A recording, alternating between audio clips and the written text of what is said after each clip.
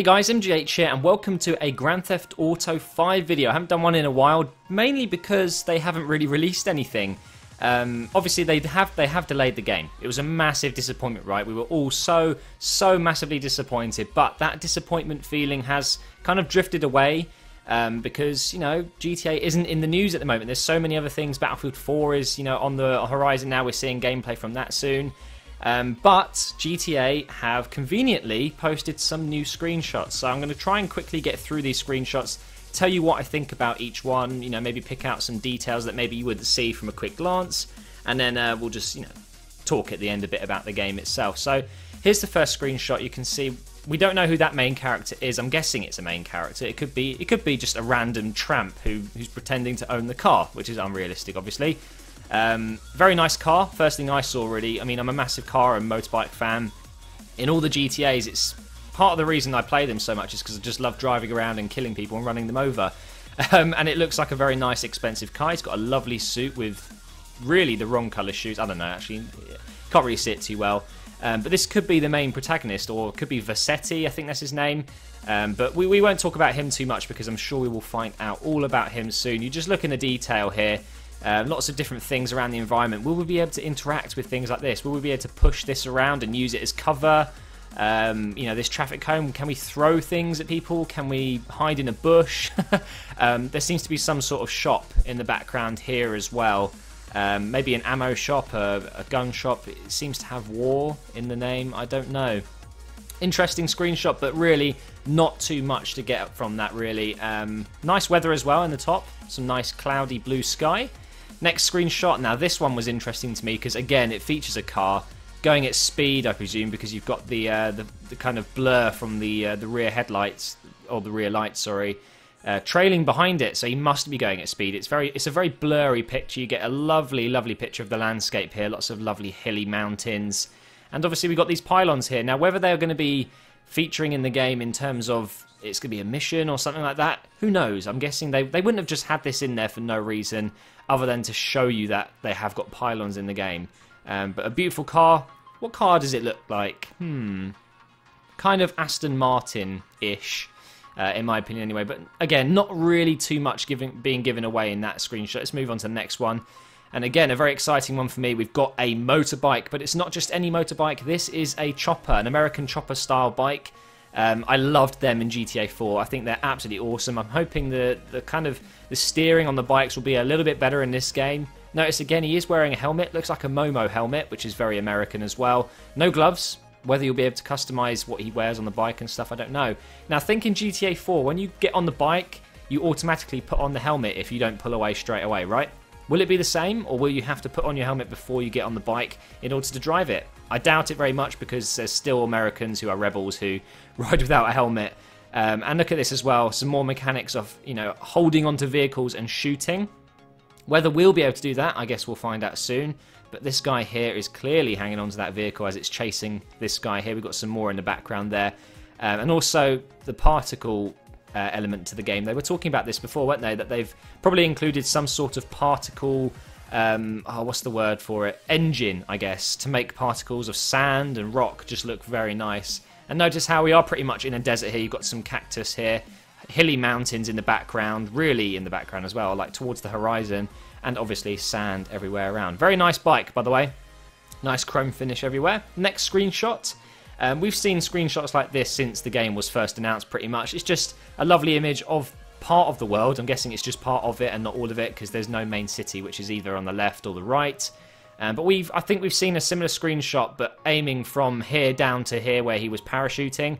This time they've given us a full view of the landscape, and it is gorgeous. It really is. I'm hoping we're going to be able to do skydiving and parachuting and stuff like that at free will. And obviously you can see the bridge there, which is doing exactly what a bridge does. It bridges the gap between two areas. And I'm guessing that'll be a key part of this landscape here to obviously travel between the two islands, if they are two separate islands, who knows. Next screenshot. Now this one is pretty interesting. We have definitely got an Infernus there. There is no doubt in my mind that is an Infernus. It's been in every single GTA game, a car called an Infernus. And whether he's chasing this guy, I don't know. But we've got some dynamic lighting here from the chopper, which is a police chopper We are in the night time. The city looks great during the night. It's all lit up. All the street lights are awesome. You can see lots of car lights there as well. And also, this seems to be some sort of opera kind of museum or whatever you want to call it. Unless I'm wrong, but this seems like the stage and you've got the crowd where they can sit there. Or I'm just completely wrong and that's actually just a building that looks strangely like an area where a crowd would sit. And also notice the skyscrapers, a lot of very tall buildings. Again, just like in the DLC Ballad of Gay Tony, will we be able to go to the top of these and jump down and, you know, get points for doing free falling and stuff like that? That would be pretty awesome. And again, what they're showing off in this screenshot is just how big this place is. I mean, you can see right at the back, at the left here, it's far. It's a long distance from here all the way down to there. But that's a very cool screenshot. I like that one. We'll move on though. Now this one is probably the most interesting to me because they're showing off a weapon. And this is obviously a bloody machine gun. Oh, what do you call it? I can't believe I've forgotten the name for that. Do excuse me. It's in my head, but I just can't pull it out of my head. You've got fire going up this tree from this car that's just been blown up, presumably by this guy. Sorry, it's a minigun. There we go. This guy has presumably shot this car and blew it up. He's wearing a bandana as well, in quite casual gear.